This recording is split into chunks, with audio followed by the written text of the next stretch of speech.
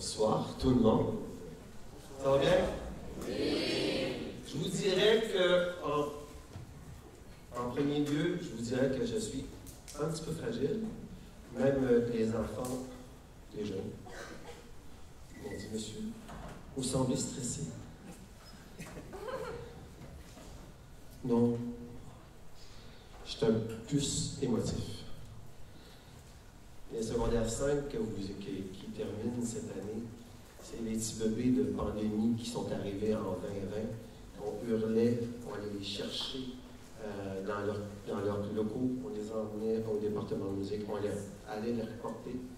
Même des fois, quand j'arrivais à la maison, je me disais, je vais les traumatiser, ces enfants-là, avec les masques et tout. Donc, oui, je suis un petit peu émotif, mais excessivement heureux et très joyeux d'offrir un beau concert de l'orchestre.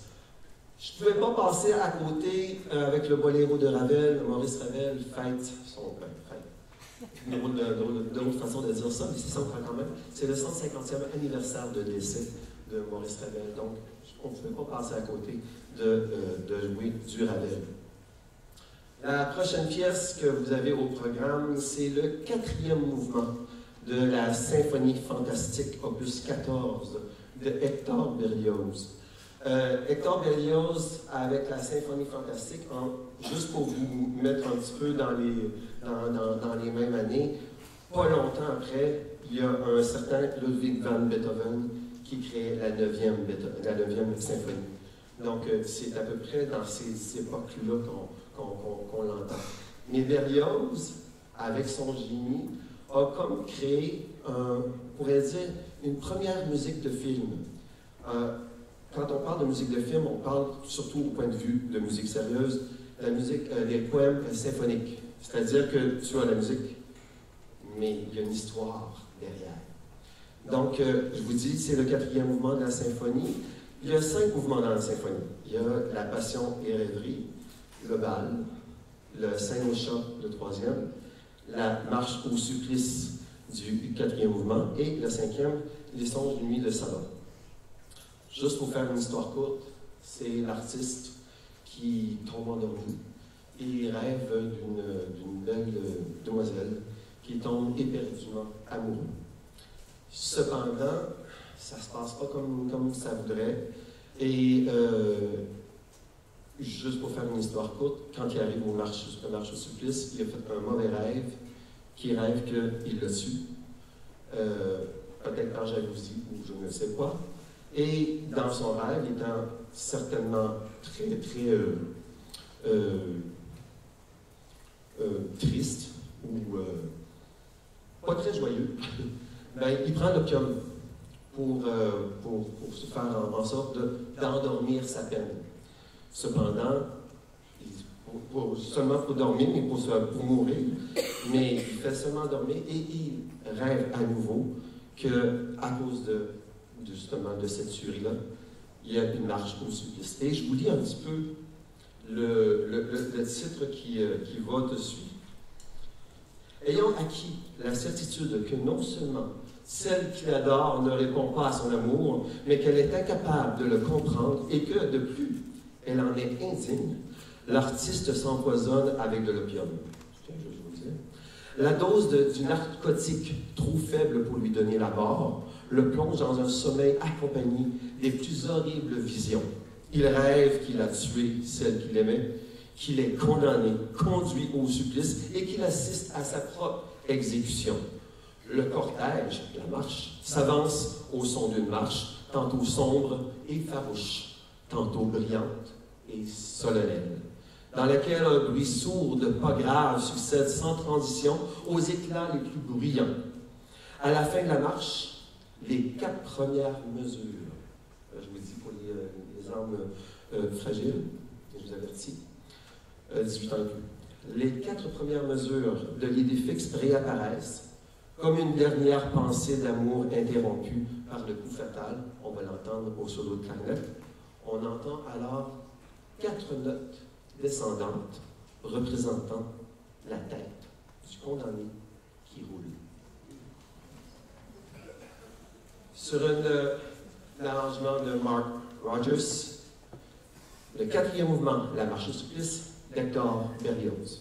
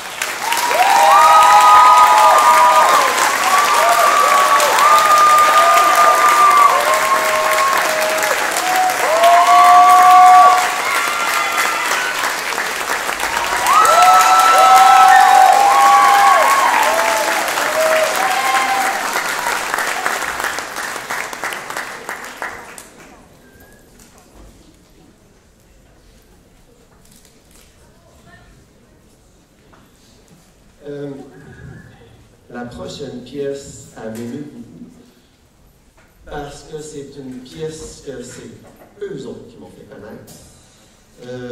Levez la main ceux qui ont fait partie de l'orchestre FAMEC au mois de novembre. Ils étaient pas mal nombreux, puis on était très fiers d'eux. Puis à un moment donné, ça a commencé avec Robin. Après, je pense Annie, non, je pense que c'est Simone. Et après, là, tout le monde a suivi. Monsieur, ça serait le fun qu'on fasse pareil de la suite. Monsieur, ça serait, tu sais, monsieur, ça serait le matin. Fait qu'en fin de compte, je l'ai commandé. Quelle magnifique pièce. Puis je pense qu'elle nous a été très profitable. Parce que vous voyez l'orchestre avant. Il n'a pas fait un podium, pas deux, trois podiums. Musique Fest Québec, médaille d'or plus. Musique Fest Canada Toronto. Or, avec une belle clinique, plus. Et en plus, médaille d'or en lecture à vue.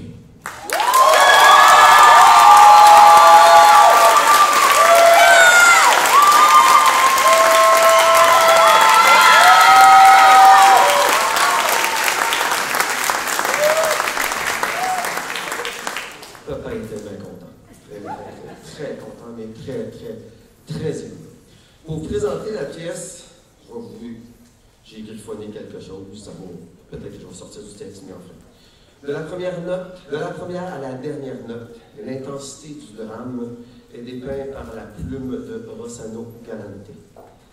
Traqué par les chasseurs, la dernière, la toute petite, licorne, essaie avec courage de sauver sa vie de ses agresseurs, de ses bourreaux.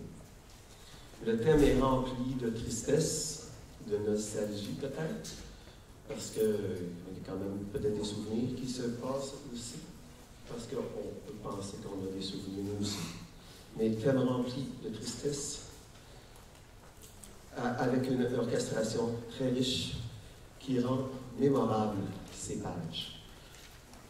À la toute fin, au début, bon, c'est comme il était une fois, on étale l'histoire, la petite licorne, certainement, elle doit gambader quelque part, on ne sait pas quel âge elle a.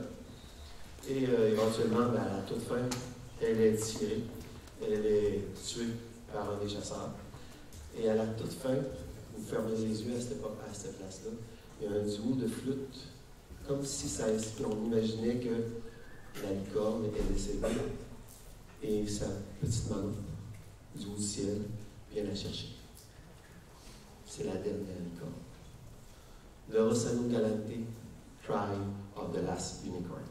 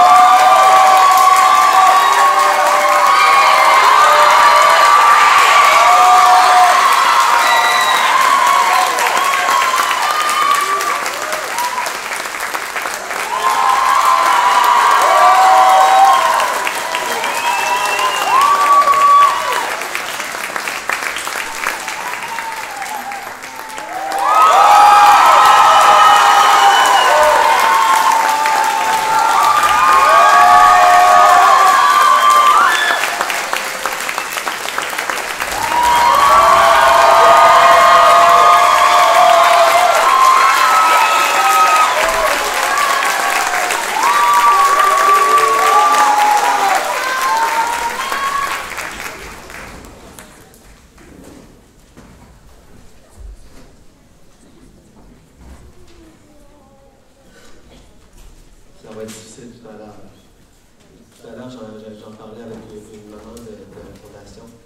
Ça va faire 17 ans que je suis ici. Je pense que c'est ma 30e année scolaire. On s'en fait jamais. On se fait jamais à l'idée qu'un jour, les secondaires 5 s'en vont. Puis, ça va être difficile tantôt. Très, très difficile.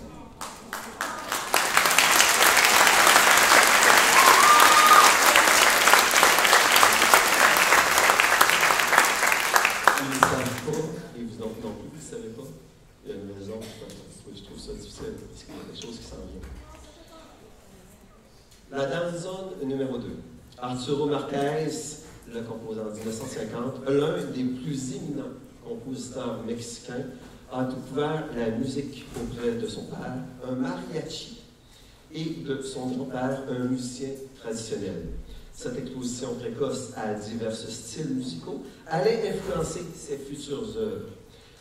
Márquez est l'auteur d'œuvres orchestrales, de musique de chambre, de musique chorale, de musique de film. Entre 1990 et 2004, il a composé 8 danzones pour diverses formations instrumentales. Dérivé de la banera cubaine, le danzón est une danse pratiquée dans la région de Veracruz, au Mexique, dès la fin du 19e siècle.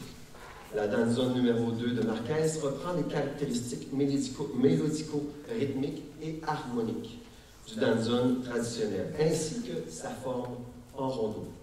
Alternant les séquences lyriques et les interventions richement colorées et trépidantes de l'orchestre, l'œuvre s'amorce par une mélodie sensuelle jouée à la clarinette, discrètement accompagnée par les claves, le piano et la section de bois, ou en pizzicato, ou bien plutôt en staccato.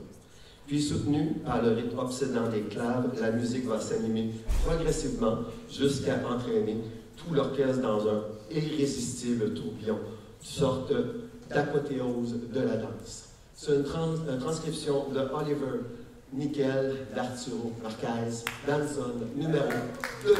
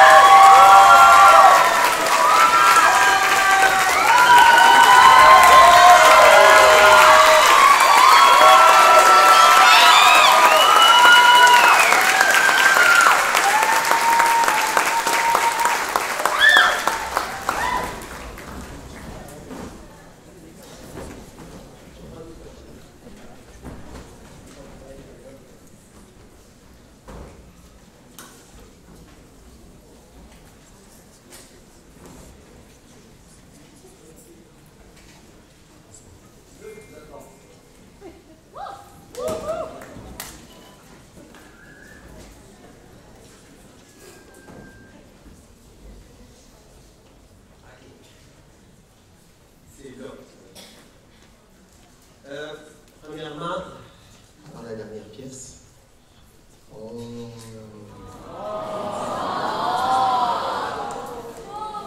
Je tiens à remercier tous les membres de la direction. Monsieur Benoît, je pense que vous êtes assistant secrétaire. Benoît. Merci les gens de la direction. Merci les gens, les professeurs, les enseignants. Il y en a qui sont ici, c'est sûr.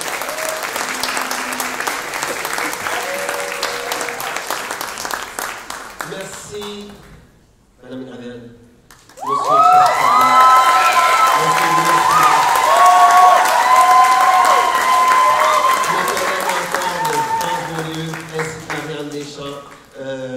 Deschamps ainsi que Josiane Laberge, parce qu'on a utilisé leur local cette semaine.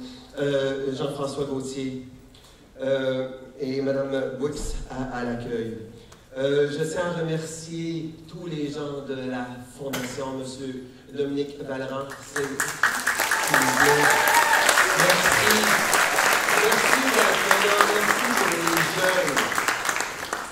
Merci à vous, les parents, de nous encourager. Puis je vais dire comme le servir. Oui.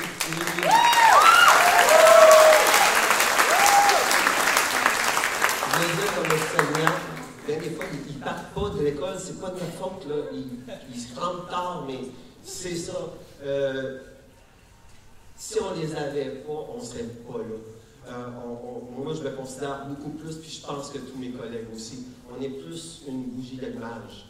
On met le feu, puis quand ça pogne, ça pogne. Et c'est ça les résultats. Vous les entendez, là? C'est extraordinaire.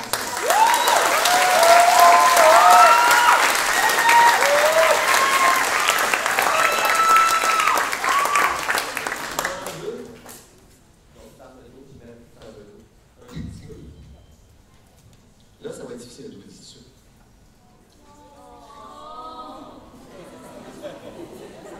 Aïe, donnez-moi une chance. Mes braves, mes chères musiciennes et musiciens de l'orchestre, mes chers finissants, vous terminez un chapitre de votre vie et bientôt, vous en commencerez un autre, aussi grand, celui de la vie d'adulte. Oui, bientôt le cégep, il y a quelqu'un qui me disait « J'ai hâte d'être au cégep. » Oui, mais t'es pas arrivé encore. Ça va venir bien assez tôt. Et avec le temps, vous deviendrez des femmes, des hommes, avec vos droits et de nombreuses responsabilités. Tout viendra à temps pour chacun d'entre vous. Et ce, avec vos propres et chacune caractéristiques que vous développerez avec le temps. J'espère que vous retiendrez l'enseignement que je vous ai donné pendant les cours de musique. Jouez ensemble. Écoutez-vous. Oui, la vie est comme un grand orchestre. Quand on joue ensemble, cela donne toujours la belle musique. Et avec une bonne écoute, une musique apaisante et harmonieuse. Nietzsche disait « Il faut avoir une grande musique en soi si l'on veut faire danser la vie ». Un autre disait « La musique est le meilleur remède pour reposer l'esprit, soulager le cœur, apaiser l'âme et calmer ses douleurs ». Vous apprendrez qu'avec le temps, on comprend que rien n'est plus important qu'une vie apaisante, avec de belles mélodies et des saines relations accompagnées d'accords harmonieux. Mes braves, entourez-vous de bonnes personnes. Faites en sorte de briller à travers eux et qu'en retour, ils puissent briller à travers vous. Un proverbe tibétain dit « Fais-toi du bien sans faire de mal aux autres et fais du bien aux autres sans te faire trop de mal. » Rappelez-vous que de toutes les sciences que l'homme peut et doit savoir, la principale, c'est la science de vivre de manière à faire le moins de mal et le plus de bien possible.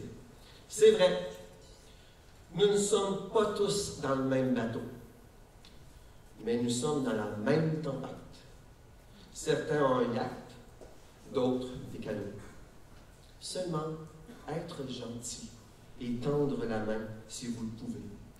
Beethoven disait « Jouer une mauvaise note est insignifiant, mais jouer sans passion, c'est inacceptable. » Cette situation va au-delà du jeu instrumental, et c'est vrai comme dans la vie. La passion est une grande force qui libère la créativité. Car si vous êtes passionné par quelque chose, vous êtes plus disposé à prendre des risques. N'attendez pas que les choses deviennent meilleures. La vie n'est pas toujours rose, elle est parfois un peu compliquée. Même au moment que la nuit la plus sombre prendra fin, le soleil se lèvera. Cette situation de Victor Hugo est connue pour son message d'espoir et de résilience. Oui, je vous assure, malgré les difficultés et les situations sombres, un nouveau départ, un nouveau jour est toujours possible. Mais n'attendez pas que les choses arrivent comme vous le souhaitez. Décidez de voir ce qui arrive et vous serez heureux. Mais allez-y. Carpe diem. Saisir le jour. Apprenez à être heureux. Dès maintenant. Sinon, vous manquerez de temps et vous passerez à côté de l'instant présent. J'enseignerai aux enfants la musique, la physique, la philosophie, mais surtout la musique, car les modèles, les patterns de la musique et de tous les arts sont des clés du savoir de l'apprentissage. C'est Platon qui disait ça. Il disait aussi, la musique donne une âme à nos cœurs et des ailes à la pensée. Oui, il faut croire au destin. Et c'est ce destin qui m'a mis sur votre chemin, le jour où nous sommes rencontrés. Vous vous rappelez, septembre 2020, secondaire 1. OK, au clair de la lune. 1, 2, 3, 4. Vous vous rappelez, là? Je n'ai pas vu d'enfant. Je n'ai pas eu d'enfant. Mais je fais naître des talents, des carrières, de l'art, de la beauté. Et la lumière que j'ai retrouvée en vous, m'a rendu tellement heureux, particulièrement pour votre dernière année, avec les nombreux mérites que tous et chacun vous avez eus, même individuellement, et les mérites que nous avons reçus comme orchestre. Je sais, vous avez peur de ne pas être à votre place, à la hauteur de ce qui s'en vient pour vous. Mais je peux vous dire que vous avez toutes et tous cette étincelle.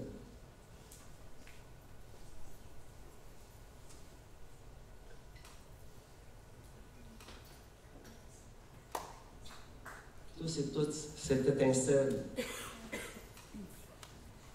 Il ne vous reste plus qu'à croire en vous et la faire briller. Pendant ces 5 années, vous n'avez jamais renoncé et bientôt vous passerez le fil d'arrivée.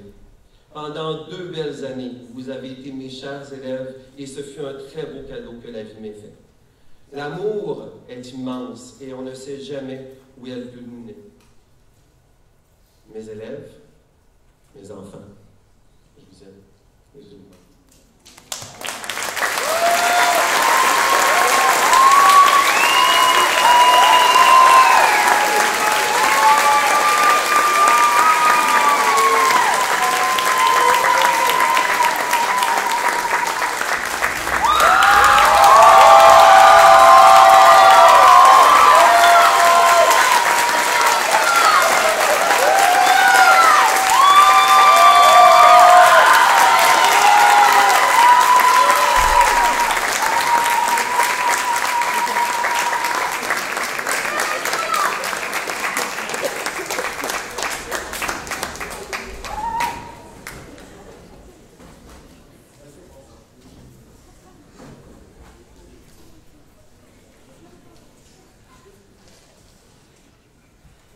Pour on va dire désamorcer un peu le sentiment qu'on vient d'avoir.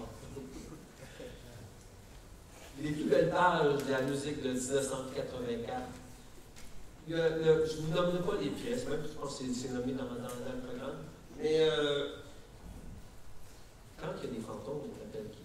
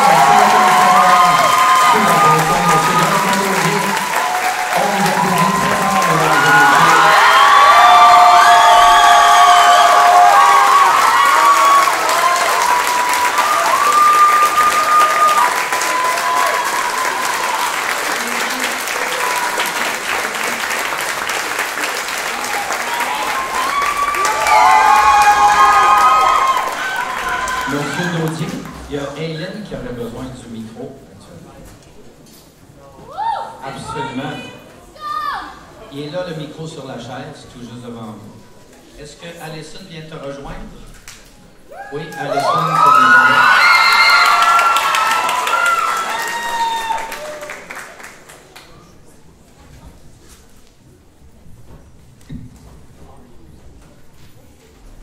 Bonsoir.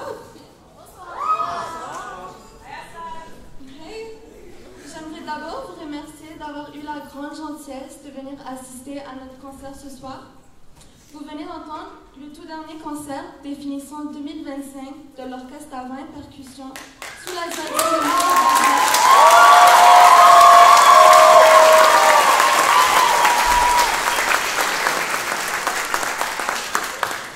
Et d'ailleurs, aujourd'hui, c'était notre dernier cours avec lui. C'était la dernière fois qu'on faisait de la belle musique comme il aime tant le dire.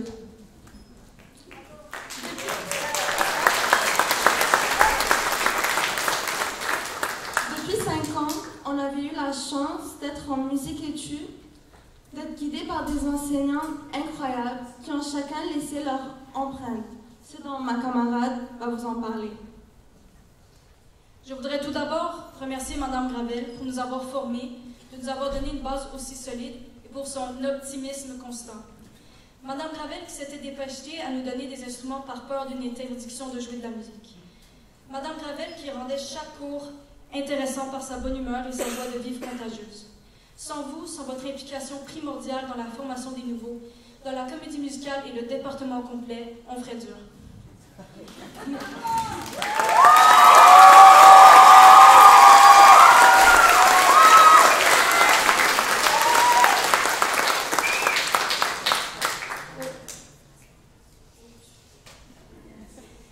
Merci à M. Savignac pour avoir continué le formidable travail et d'avoir ainsi su nous transmettre sa passion pour la musique. M. Savignac qui nous a, pardon pour le terme, poussé dans le cul pour devenir le meilleur de nous-mêmes. Qui a fait que chaque cours était unique par son très bon sens de l'humour.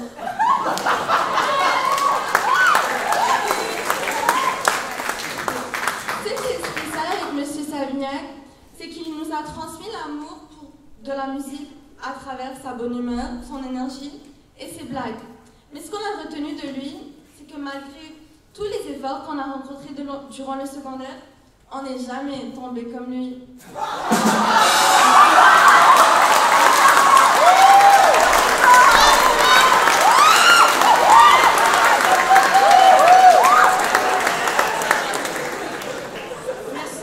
Merci à vous d'être aussi impliqués dans la comédie musicale, dans le jazz, le département grand complet, d'être celui qui court partout. Sans vous, le département ne serait plus l'ombre de lui-même. Il ne faut pas oublier M. Rivas, qui est toujours là, prêt à nous aider, et tous les autres professeurs du département de musique. Je dois aussi souligner comment vous, les profs, êtes toujours disponibles pour nous. Vous restez après l'école ou même vous sacrifiez vos fins de semaine pour venir avec nous en concours.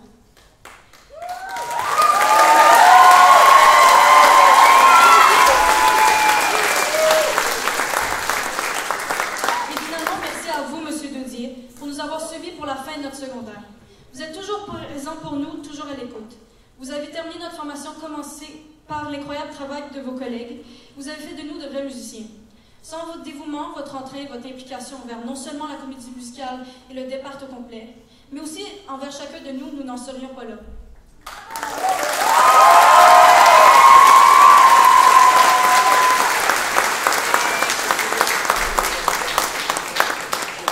Les cours de musique étaient bien plus que des simples périodes. C'était des moments tant attendus de nos journées, des espaces de partage, de complicité, de bonheur. Musique études, ce n'était pas juste un programme de musique, c'était une famille. C'est là où nous avons tissé nos plus belles amitiés. C'est là où les passionnés de musique ont trouvé leur voix, leur place, leur refuge. Et c'est là que nous avons vécu des expériences inoubliables, des concerts, des compétitions et tout récemment un voyage. Ces souvenirs, nous les garderons à jamais gravés dans nos mémoires et dans nos cœurs. Ce soir, nous n'avons pas d'autre choix que de dire adieu. Adieu à une époque, adieu à un orchestre, adieu à nos instruments, adieu à des enseignants qui ont cru en nous du début jusqu'à la fin. Mais ce n'est pas un adieu à la musique. Donc à chaque note jouée, à chaque pièce entendue, nous nous rappellerons de où tout a commencé, de cette salle, cette école, ces visages. Et surtout, nous nous rappellerons qu'à Saint-Luc, on faisait de la belle musique.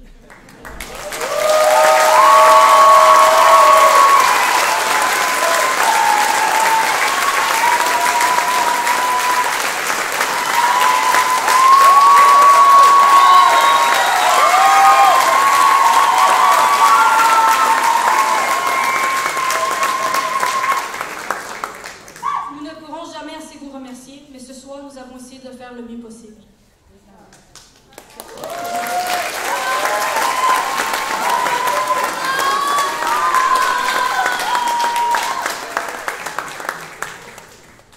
Je tiens à souligner le travail acharné de mes collègues Assal, Maria, Angelina et Eileen.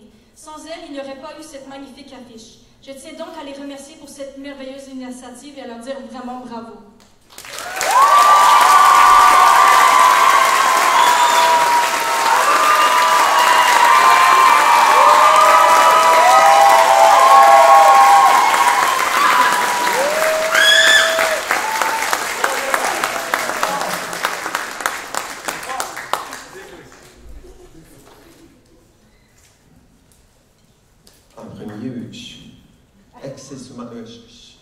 Moi, je donne, mais quand c'est pour à recevoir, j'ai comme un petit peu la difficulté, mais je suis vraiment très touché. Hey, c'est tellement...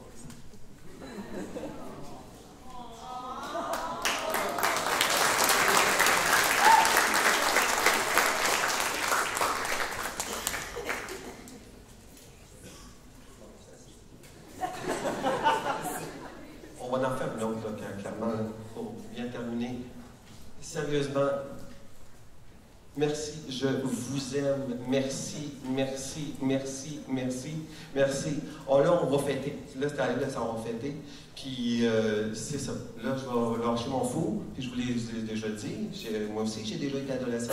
Moi aussi, j'ai déjà été en secondaire 5. Moi aussi, j'ai déjà trippé. Puis, c'est ça. Là, on va tripper, mais on fait une dernière pièce pour avoir du fun, mais vraiment du fun. Merci de tout cœur, vous autres aussi. Merci les parents.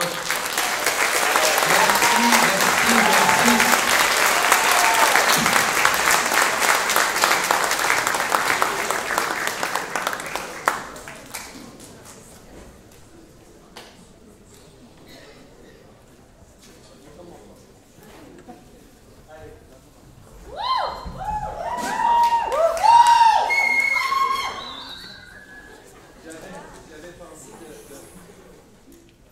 J'avais pensé de mettre un titre au concert, danse exotique, parce que c'est seulement la danse. Puis c'est tellement fun de danser dans la vie. Donc, si ça vous dit de vous lever pour danser, allez-y.